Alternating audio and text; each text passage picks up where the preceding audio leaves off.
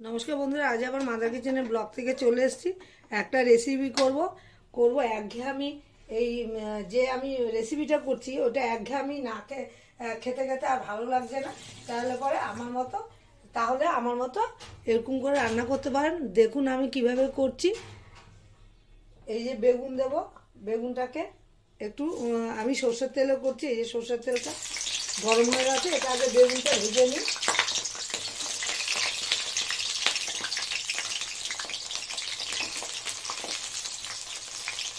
এভাবে রান্না করলে দারুণ লাগে আর এক থালা ভাত খাওয়া যায়।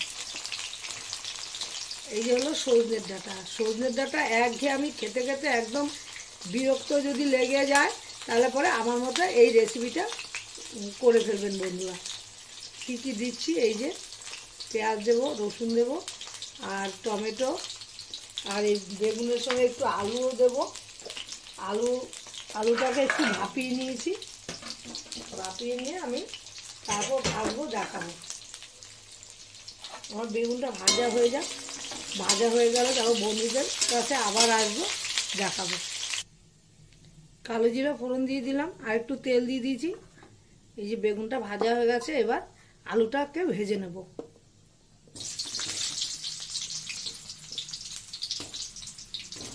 বেগুন আর ডাঁটা যদি একসাথে দিই, একদম বেগুনটা চট করে মানে নরম হয়ে যাবে, মানে খুঁজে পাওয়া যাবে না। আমি চাইছি সবই গোটা গোটা থাকবে, সবটাই সেদ্ধ হবে, দারুণ লাগবে খেতে।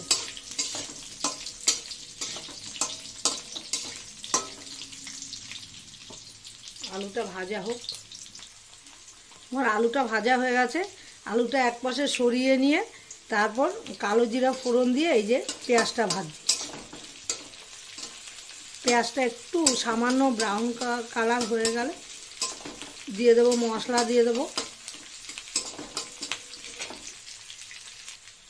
পেঁয়াজটা আমার হালকা ব্রাউন কালার হয়ে গেছে, এবার দিয়ে দেবো হলো নুন, হলুদ আর রেড চিলি, আর এটা হলো জিরা ধনে ভেজে বেটে নিয়েছি, মানে গুঁড়ো করে নিয়েছি, এই দিয়ে দিলাম। দিয়ে দেবো এখানে হলো লঙ্কা আর রসুন আর কয়েক মানে টুকরো টমেটো দিয়ে এই যে বেটে নিয়েছি, এটাও দিয়ে দেবো, বাটা মশলাটা।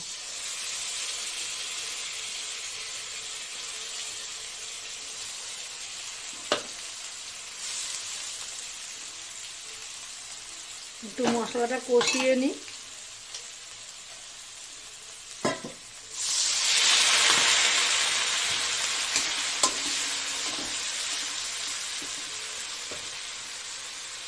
টমেটো দিয়ে দেবো, একটু বেটে দিয়েছি আর কয়েক টুকরো গোটা গোটা দিয়ে দিচ্ছি। এটার সঙ্গে কষিয়ে নেব,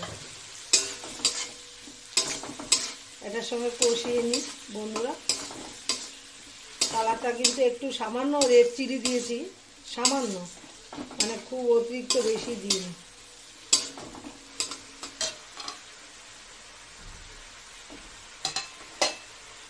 খুব একটা জল পড়বে না এটার মধ্যে, কারণ আলুও সেদ্ধ হয়ে গেছে, বেগুনও সেদ্ধ হয়ে গেছে, ডাঁটাও কষাতে কষাতে সেদ্ধ হয়ে যাবে।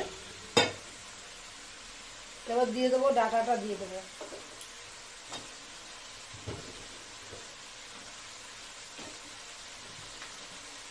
ডাঁটা হালকা ঢেকে দেবো, কারণ ঢেকে দিলে ডাঁটাটা সেদ্ধ হয়ে যাবে। বন্ধুরা কিন্তু একবার ওই সর্ষে পোস্ত এগুলি দিয়ে শুধু না খেয়ে এরকম কিন্তু করে ফেলতে পারেন। এবার এটা ঢেকে দেবো।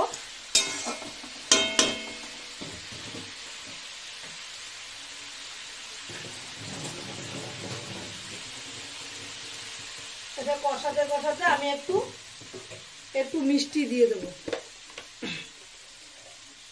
এই যে একটু মিষ্টি দিয়ে, বেশি না, দিয়ে দিলাম।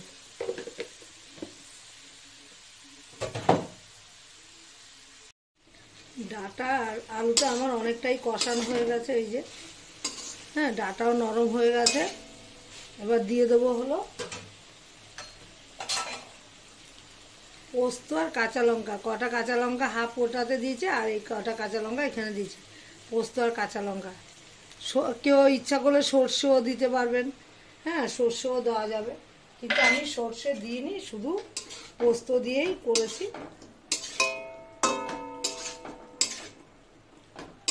আর একটু কষিয়ে নিই।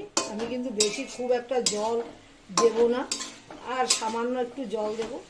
এটা কষিয়ে নিয়ে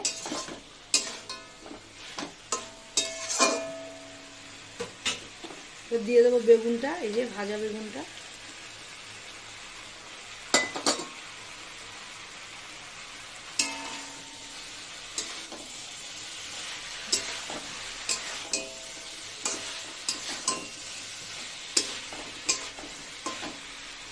একদম সামান্য জল দেবো, বেশি দেবো না জিরা।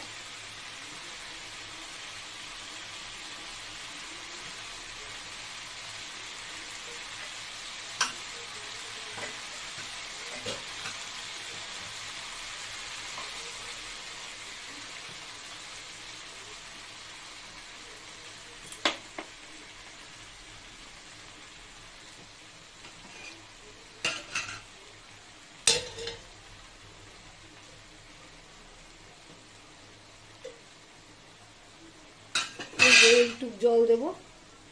সব সেদ্ধ হয়ে গেছে, একটু ভাপিয়ে নেবো, মানে হালকা ঢেকে রাখবো কিছুক্ষণ, 5 মিনিটের জন্য ঢেকে রাখলেই হয়ে যাবে আমার রান্নাটা। পরে এসে আবার দেখাচ্ছি। বন্ধু, আমার রেসিপিটা কিন্তু হয়ে গেছে। রান্নাটা একঘেয়েমি, এই সর্ষে পোস্ত বা শুধু পোস্ত দিয়ে এই ডাঁটা চচ্চড়ি, সজনে ডাঁটা চচ্চড়ি না খেয়ে কিন্তু এবার এরকম করে একবার করে ফেলতে পারেন, দারুণ লাগবে। বন্ধুরা একবার ট্রাই করবেন আমার রেসিপিটা। আর ভালো লাগলে লাইক, শেয়ার, কমেন্ট করবে, সাবস্ক্রাইব করতে একদমই ভুলবেন না।